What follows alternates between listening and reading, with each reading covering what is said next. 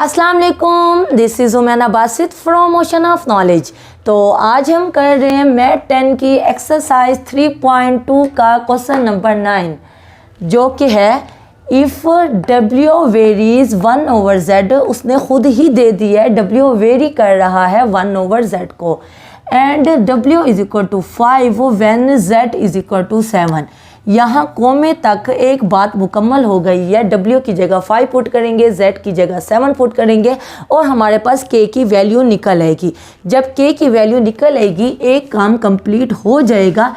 फिर आगे हमने फाइंड आउट करना है W को जब Z 175/4 हो। यानी इस क्वेश्चन में हमने दो काम करना है। पहला काम हमने K की वैल्यू को निकालना है।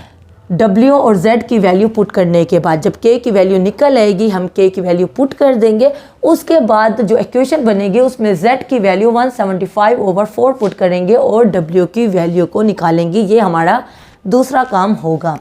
तो देखें सॉल्यूशन में हम सबसे पहले लिखेंगे, क्योंकि ये गिवन है कि W जो है वो वेरी कर रहा है 1/z को। जब भी वेरी की बात हो तो हम क्या लिखते हैं, साथ कॉन्स्टेंट लिख देते हैं इक्वल K और साथ 1/z, यानी 1/z जिसको भी वो वेरी कर रहा हो तो साथ K लिखा हुआ आता है और वो वैल्यू लिखी हुई आती है। तो K 1 से मल्टीप्लाई हो जाता है तो W is equal to K/Z हो गया। इसको हम 1 का नाम दे देते हैं। अब पहला काम क्या करना है, W की वैल्यू 5 पुट करनी है और Z की वैल्यू 7 पुट करनी है ताकि हमारे पास K की वैल्यू निकल सके। तो हम क्या करेंगे, बाय पुटिंग वैल्यूज़, हम वैल्यूज़ को पुट कर रहे हैं इस इक्वेशन 1 में। तो हम लिखेंगे by putting values in equation 1। क्या वैल्यू पुट कर रहे हैं, W की जगह पे 5 पुट करेंगे और Z की जगह पे 7 पुट करेंगे और K वैसे का वैसे ही रहेगा। हमारा मकसद यही है कि हम K की वैल्यू को निकालें। अब 7 जो है K के नीचे है, यानी 7 डिवाइड हो रहा है, बराबर के दूसरी तरफ जाके वो मल्टीप्लाई हो जाएगा। तो 5 multiply by 7 is equal to K हो जाएगा। 7 को 5 से मल्टीप्लाई करो तो ये 35 बनता है। 35 इज इक्वल टू K कहो या K इज इक्वल टू 35 कहो, इससे कोई फ़र्क नहीं पड़ता। अब जो K की वैल्यू निकली है इसको हम इक्वेशन 1 में पुट करते हैं। तो हम लिखेंगे बाय 1। जिस इक्वेशन को यूज़ करना हो तो हम उसी इक्वेशन का नाम लेके साथ बाय लिख देते हैं, तो पता चल जाता है कि हम उस इक्वेशन को यूज़ कर रहे हैं। तो W is equal to K/Z। W is equal to K की वैल्यू हम जो हमने अभी निकाली है 35, वो 35 लिखेंगे और नीचे Z वैसे का वैसे लिखा हुआ आएगा। यानी हमारा एक काम कंप्लीट हो गया जो हमने K की वैल्यू को निकाल के इक्वेशन 1 में पुट करना था। अब हमने क्या करना है, अब हमने कोमे के बाद वाला काम करना है। दूसरा काम करना है W को निकालना है जब Z 175/4 हो। तो यहाँ भी लिखेंगे बाय पुटिंग वैल्यूज़। हम अब दूसरे वाली वैल्यू पुट कर रहे हैं ताकि हमारे पास W की वैल्यू निकले। तो W इज इक्वल टू 35 और Z की जगह पे हम क्या पुट करेंगे, 175/4 पुट कर देंगे। अब यहाँ 35 ऊपर लिखा हुआ है तो इसका मतलब है 175/4 नीचे है, डिनोमिनेटर में है। जब इसको ऊपर लिखते हैं तो ये उल्टा हो जाता है, यानी 4 नीचे है तो 4 ऊपर चला जाएगा और 175 नीचे लिखा हुआ आएगा। देखें यहाँ क्या हो रहा है, ये न्यूमिनेटर है 35 और ये पूरा डिनोमिनेटर है। तो डिनोमिनेटर को जब हम ऊपर लेके जाते हैं तो वो उल्टा हो जाता है। तो क्या हो जाएगा, मल्टीप्लाई का बीच में साइन आएगा और 4 ऊपर चला जाएगा और 175 नीचे आ जाएगा। जब भी डिनोमिनेटर में कोई फ्रैक्शन हो, फ्रैक्शन को हम ऊपर लेके जाएं, मल्टीप्लाई में लेके जाएं, तो मल्टीप्लाई के साइन के साथ जो फ्रैक्शन होता है वो उल्टा हो जाता है। 4 ऊपर आ जाता है और 175 नीचे आ जाता है।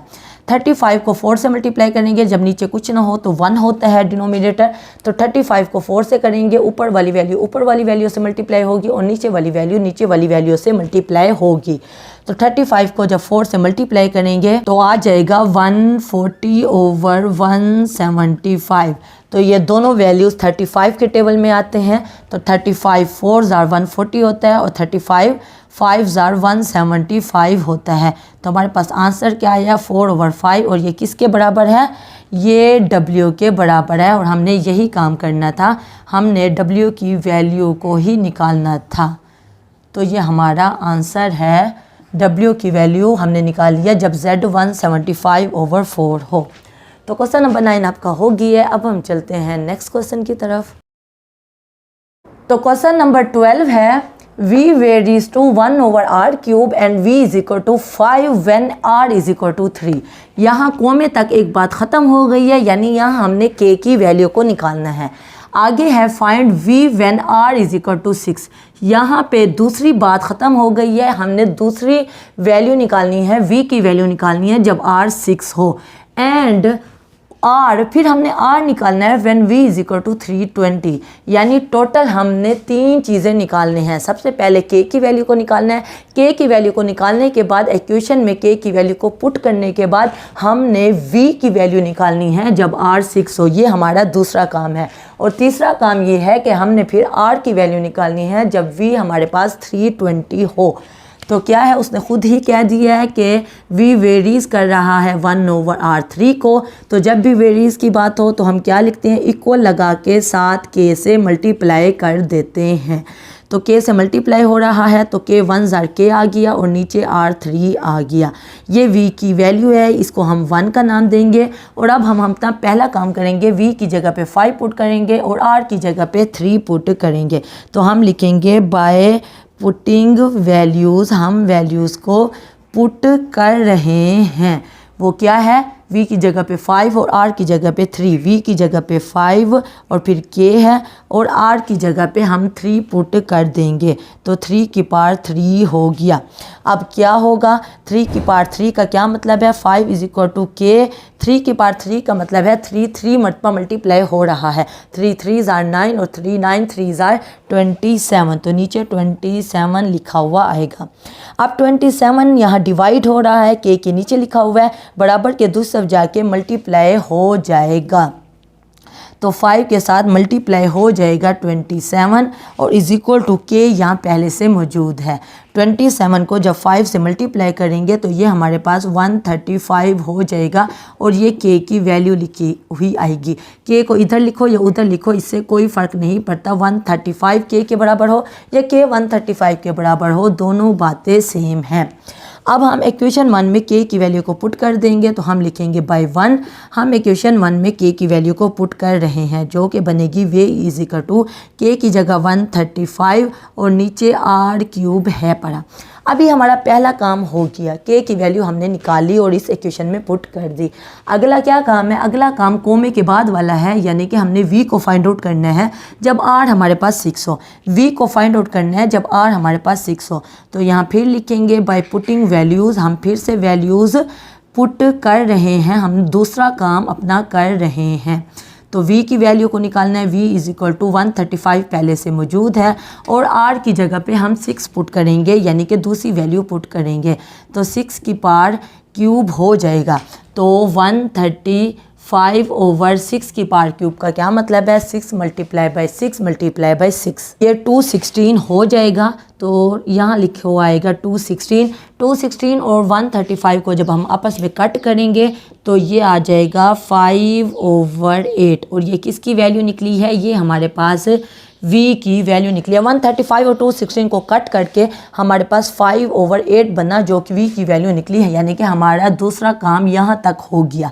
अब हमने एंड के बाद वाला काम करना है, एंड r को फाइंड आउट करना है जब v 320 हो। तो इसको हम 2 का नाम दे देते हैं इस इक्वेशन को। इसमें अब हम v की वैल्यू 320 पुट करते हैं और r को निकालते हैं। तो हम लिखेंगे बाय 2, यानी हम इक्वेशन 2 को यूज़ कर रहे हैं जो कि है v is equal to 135 over r की पावर क्यूब। r को हमने निकालना है और v की जगह पे हम 320 पुट करेंगे। v की जगह पे हम 320 पुट कर दिया, 135 ओवर r क्यूब लिखा हुआ आ गया। अब r क्यूब क्योंकि यहाँ डिवाइड हो रहा है, बराबर के इस तरफ आके मल्टीप्लाई हो जाएगा। तो r क्यूब लिखा हुआ आएगा, 320 यहाँ मल्टीप्लाई हो रहा है, वो दूसरी तरफ जाके डिवाइड हो जाएगा, यानी 135 वैसे ही लिखा हुआ आया और 320 नीचे लिखा हुआ आएगा। तो यहाँ हम 320 लिख लेंगे। अब 135 और 320 को आपस में डिवाइड करेंगे तो ये आ जाएगा, यहाँ 35 पे हम डिवाइड करेंगे। जब 35 पे डिवाइड करेंगे तो यहाँ आ जाएगा 27 ओवर 64, जब हम 35 पे इन दोनों को कट करेंगे। अब यहाँ r क्यूब है, क्योंकि हमने r की वैल्यू को निकालना है तो हम क्या करते हैं, दोनों तरफ क्यूब रूट ले लेते हैं। तो यहाँ भी हमने क्यूब रूट ले लिया, यानी कि यहाँ क्यूब रूट लिया और यहाँ भी हमने क्यूब रूट ले लिया। अब 27 को हम लिख सकते हैं 3 की पावर 3 और 64 को हम लिख सकते हैं 4 की पावर 3। तो ये क्या, ये 3 इस 3 से कट जाएगा, हमारे पास r की वैल्यू आ जाएगी। यहाँ हमारे पास क्या है 3 की पावर 3, इसके साथ अलग 1/3 और यहाँ 4 के साथ 3 के साथ अलग 1/3। 3 से कट जाएगा, यहाँ 3 से कट जाएगा और r की वैल्यू आ जाएगी 3/4। और ये हमने निकालना था, r की वैल्यू को निकालना था जब v हमारे पास 320 हो। तो हमने इक्वेशन 2 में v की वैल्यू 320 पुट करके हमने r की वैल्यू को निकाल लिया। तो क्वेश्चन आपके हो गए हैं, उम्मीद है आपको समझ आए होंगे। कोई कन्फ्यूजन हो, कोई मसला हो, आप नीचे कमेंट में पूछना, मैं इंशाल्लाह कमेंट बॉक्स में उसका डेफिनेटली जवाब दे दूंगी।